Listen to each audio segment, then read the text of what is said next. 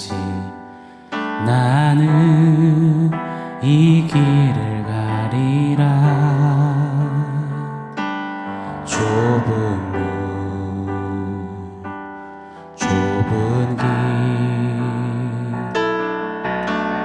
나의 십자가 지고 나의 가는 이 길 끝에서 나는 주님을 보리라. 영광의 내 주님 나를 맞아주시리. 주님 다시 오실 때까지 나는 일어나 달려가리라. 주의 영광 온 땅 덮을 때 나는 일어나 노래하리. 내 사모하는 주님 온 세상 구주시라. 내 사모하는 주님 영광의 왕이시라. 영광의 왕이시라.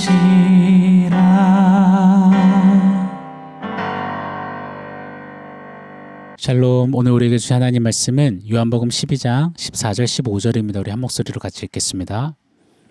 예수는 한 어린 나귀를 보고 타시니 이는 기록된 바 시온 따라 두려워하지 말라 보라 너의 왕이 나귀 새끼를 타고 오신다 함과 같더라. 아멘.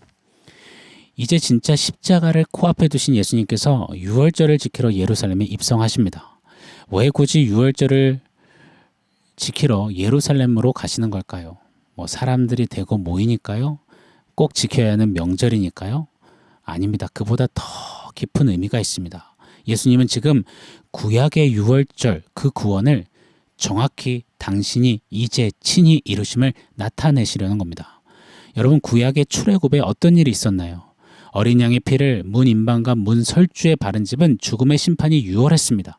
그때 이스라엘 백성들은 그 어린 양을 먹으며 떠날 채비를 했죠. 그리고 그 유월 사건을 계기로 애굽에서 탈출하는 기가 막힌 전대미문의 구원을 누리게 됩니다.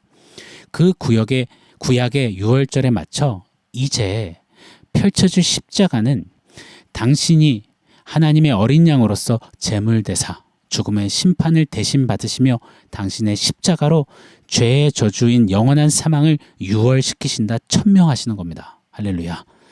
지금 예루살렘은 270만 명이 넘는 인파가 유월절 제사를 드리기에 특히 제물인 양들을 가지고 온 겁니다. 수십만 마리의 양들이 울음소리를 내고 있는 그 가운데 유월절 바로 그 어린 양 되시는 보라 하나님의 어린 양이로다 그 예수께서 입성하고 계시는 것입니다. 자, 여기서 질문입니다. 하나님의 아들이시며 하나님 자신이시며 유월절 바로 그 어린 양으로서 예루살렘에 입성하시는 예수님에게는 과연 어떤 모습이 어울릴까요? 호산나 이스라엘의 왕이여 환호하는 270만 인파 앞에서 그래도 예수님 정도라면 경호원 몇 명 끼고 그래도 예수님 정도라면 검은 제네시스나 벤츠에서 짜잔하고 나오셔야 그럴듯해 보이지 않겠습니까? 걸맞지 않아 보일까요? 그런데 예수님은 어린 나귀를 타고 입성하시는 겁니다. 어떤 분은 이 장면을 마치 대한민국 대통령이 티코 타고 해외 순방 가는 모습과 같다 비유하기도 했습니다. 참 어울리지 않는, 걸맞지 않는 희귀한 장면이 지금 연출되고 있는 겁니다. 당시 팔레스틴 지역의 나귀는 여느 나라들의 나귀보다 덩치가 좀 작았다고 합니다. 그런데 게다가 오늘 본문은 어린 나귀 새끼라고 정확히 기록합니다. 여러분 보세요. 성인 남성이 나귀 새끼 등에 올라타면은요, 마치 요즘 꼬마들 장난감 자동차 있잖아요. 6살, 7살짜리가 타는 자동차요. 그 장난감에 아이 아빠가 타면 무릎이 이만큼 올라간 채 막 세상 불편한 어정쩡한 자세를 하게 되잖아요. 마치 이런 모습이 지금 연출되는 겁니다. 또 말 모양의 이 바퀴 달린 조그만 장난감에 성인 남성이 앉아 있는 것 같아 보이는 장면인 것입니다. 새끼 나기 위해서 예수님은 아마 스스로 발걸음을 총총 스텝으로 친히 바닥에 딛고 하셨어야 했을 거예요. 엉거주춤하셨을 겁니다. 정말이지 모냥 빠지는 모습이셨음에 틀림이 없습니다. 보통은 개선 장군들이나 한 나라의 왕 정도라면 이렇게 입성, 행진할 때는 크고 멋들어진 백마를 타고 위용 있게 입장하기 마련입니다. 그것이 왕에게는 최고의 명예이자 자존심 같은 것이었죠. 그러니 백마까지는 아니어도 예수님이신데 적토마 정도는 타고 입성해야 하지 않을까요? 북한의 김정은도 심지어 이단 나부랭이들 신천지 이만희도 JMS 정명석도 흰 백마를 타고 막 행진하는 그런 사진들이 있잖아요. 예수님은 왜 마치 좀 지질이 궁상 떠시는 모양새로 나귀 새끼를 타시는 걸까요? 예상하셨을 겁니다. 예수님은 정확히 구약의 말씀을 그대로 따르시며 성취하시는 겁니다. 구약의 두 군데 예언 말씀 한번 살펴보겠습니다. 먼저 스가랴 9장 9절입니다. 제가 읽어드릴게요. 시온에 따라 크게 기뻐할지어다. 예루살렘에 따라 즐거이 부를지어다. 보라, 네 왕이 네게 임하시나니 그는 공의로우시며 구원을 베푸시며 겸손하여서 나귀를 타시나니 나귀의 작은 것 곧 나귀 새끼니라. 이 스가랴서의 예언이 오늘 본문 15절에 그대로 인용된 겁니다. 예수님이 오늘 예루살렘에 입성하시기 이미 수백 년 전에 선지자 스가랴를 통해 하나님께서 예언하신 겁니다. 이 예언된 말씀을 정확히 따르시며 성취하시는 겸손한 우리 예수님이십니다. 여러분 보세요. 우리 예수님께서 저와 여러분을 구원하시는 것은 우연히 우발적으로 감정적으로 즉흥적으로 하신 구원이 아닙니다. 이미 창세전부터 하나님께서 품으신 구속의 계획 안에서 준비하신 그 말씀 그대로 철두철미하게 정확히 완벽히 한치의 오차도 없이 이루신 구원입니다. 믿으십니까? 저와 여러분은 그런 구원을 받은 자들이에요. 그럼 우리에게 베푸신 십자가 죽음과 부활의 복음, 그 구원에 대해 우리가 어떤 감격과 어떤 벅참과 어떤 감사를 가져야 마땅하겠습니까? 이렇게 치밀히 나 하나 구원하시려 수천 년간의 말씀을 톱니바퀴 맞물리듯 완벽히 이루셨다면 저와 여러분은 매일매일 구원해 주셔서 감사합니다. 구원이 웬 말입니까? 놀랍습니다. 이것만 외쳐도 심장이 터질라 하고 눈물이 앞을 가리고 목이 메이고 세상 다 가진 것보다 더 부유하고 더 복되어서 방방 뛰어야 하지 않겠습니까? 그런데 이 구원을 받고선도 이것저것이 없다고 그것저것 부족하다면 눈물 짓고 세상 가난한 사람처럼 철푸덕 주저앉고 푸념하고 눈물 짓는다면 그건 예수님이 티코 타고 입성하신 것보다 더 어글리하고 더 이상한 그림 아니겠습니까? 사랑하는 여러분, 이 엄청난 구원을 받은 자답게 좀 다시 일어나기를 원합니다. 이 구원의 의미를 아는 사람은 세상 가장 힘있고 세상 가장 부자인 것입니다. 부유한 자입니다. 잊지 않기를 원합니다. 자, 또 구약의 한 구절 볼게요. 창세기 49장 10절로 11절입니다. 제가 또 읽어드릴게요. 규가 유다를 떠나지 아니하며 통치자의 지팡이가 그 발 사이에서 떠나지 아니하기를 실로가 오시기까지 이르리니 그에게 모든 백성이 복종하리로다. 그의 나귀를 포도나무에 매며 그의 암나귀 새끼를 아름다운 포도나무에 맬 것이며 또 그 옷을 포도주에 빨며 그의 복장을 포도즙에 빨리로다. 이 말씀은 야곱이 12 아들들을 세워놓고 마지막 유언을 하며 빌어준 예언 축복 기도 내용입니다. 그중 셋째 아들 유다를 축복하는 내용이죠. 보시면 통치자의 지팡이가 유다에게서 나온다 예언합니다. 맞습니다. 이 예언대로 유다 자손을 통해 다윗이 그리고 다윗의 자손으로 예수께서 통치자가 이 땅에 오셨습니다. 자, 또 보시면 실로가 올 때까지 유다 자손은 보존된다고 예언합니다. 이 예언 따라 이스라엘 나머지 지파들은 다 분열되어 없어졌지만 사라졌지만 유다 자손만은 보호되었습니다. 언제까지요? 실로가 오기까지요. 여기서 이 실로는 의인화된 표현입니다. 바로 예수 그리스도를 상징하는 겁니다. 자, 그런데 보세요. 실로가 올 때 나귀가 포도나무에 매인다. 그리 지금 이 창세기 말씀은 예언하시는 거예요. 포도나무가 나귀와 하나로 묶여진다. 여러분, 요한복음 15장에 예수님은 친히 나는 포도나무요 너희는 가지니라고 말씀하셨습니다. 예수님은 포도나무세요. 나귀가 포도나무에 묶인다. 이 창세기 예언은 오늘 나귀를 타신 예수님, 다른 말로 나귀 위에 올라타신 포도나무 예수님, 이 모습에서 정확히 성취된 것입니다. 어려운 이야기 같지만 이 말씀이 오늘 고스란히 성취되는 거예요.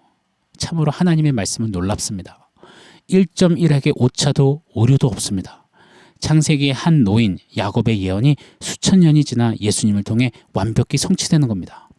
고로요, 다시 한번 그 완벽한 말씀, 그 구원의 역사에 벅차오름이 희열이 우리 가운데 있기를 축원합니다. 자, 한 가지만 더 생각해 보고 싶어요. 그럼 아예 구약에서부터 말을 타고 오신다 이렇게 예언하면 되지, 굳이 모냥 빠지게 나귀 새끼로 예언을 왜 하셨단 말일까 생각해 보고 싶어요. 구약 율법에는 왕은 말을 많이 두지 말라 명하셨습니다. 왜요? 왕의 힘은 말과 병력, 군사력이 아니라 바로 여호와 하나님만이 힘이시기 때문입니다. 그리 명하셨어요. 그러나 역사를 보면 열왕기상 10장만 봐도 솔로몬 왕은 말들을 마치 수입차, 명품차처럼 애굽에서 들여왔습니다. 그 수입말의 수가 얼마나 많은지 그 말을 보관하는 병거가 1,400곳, 그 수입말을 관리하는 마병이 12,000명이나 되었습니다. 결국 이렇게 말을 들인 솔로몬은 하나님께 등을 돌리고 배교했죠. 전쟁은 왕의 힘이 아니라 전쟁은 오직 여호와 하나님께 속하였음을 잊지 않게 하시려 명하셨는데, 그래서 왕은 말을 두지 말라 하셨는데 인간 왕들은 자신들의 힘, 말과 병거를 의지하다 망했습니다. 패역했습니다. 허나 예수, 우리들의 진정한 왕께서는 하나님의 말씀대로 겸손히 순종하셨어요. 말들이 아닌 나귀를 타시며 십자가의 이 승리는 오직 하나님께 있음을 친히 선포하신 겁니다. 나귀 새끼를 타신 겸손한 왕, 티코 타신 우리 예수님, 가장 낮은 자로 오셔서 가장 낮은 자리 십자가에서 겸손하게 말씀대로 죽으시고 당신의 죽음으로 우리 죄인들을 살리셨습니다. 할렐루야. 사랑하는 여러분, 티코 타고 입성하신 하나님의 아들 예수님의 이 말씀 따라 걷는 겸손, 예수님의 이 말씀의 순복함, 우리도 이 예수님의 모습을 닮아서 좀 사는, 걷는 그런 예수 구원 받은 자답게 행진하는 저와 여러분이 되기를 간절히 축원합니다. 자, 오늘 말씀 종합해서 원포인트 세워보겠습니다. 오늘 원포인트는 백마 타신 예수님입니다. 나귀 새끼 타고 입성하사 십자가를 지신 예수님은요, 요한계시록 19장에 의하면 이제 백마 타고 영광 중에 다시 오신다 예언됩니다. 스가랴의 말씀, 창세기서의 말씀을 그대로 성취하셨던 우리 예수님께서는 이제 계시록의 말씀대로 그대로 성취하실 것입니다. 믿으십니까? 이제 백마 타고 철장 권세를 가지시고 이 역사를 심판하시려 종결하러 오십니다. 나귀 새끼 타고 티코 타신 그 십자가의 예수님, 그 예수님이 겸손히 우리에게 쏟으신 그 구원의 은혜를 우리 좀 누리고 감격하며 이제 곧 백마 타고 오실 예수님, 그 예수님 맞을 준비하며 하루하루를 좀 사는 그 겸손의 예수님을 닮아가는 저와 여러분 우리 모두 되기를 예수 이름으로 축원합니다. 아멘. 사랑하는 성도 여러분, 오늘 말씀과 원포인트 기억하면서 우리 함께 기도하겠습니다. 나귀 새끼 타고 입성하신 예수님, 그 예수님께서 겸손히 말씀에 순복하며 이루신 구원, 그 구원을 받아 누린 자답게 이제 백마 타고 장차 오실 예수님 맞을 준비하며 달려가는 삶 살겠습니다. 우리 결단하며 기도하겠습니다.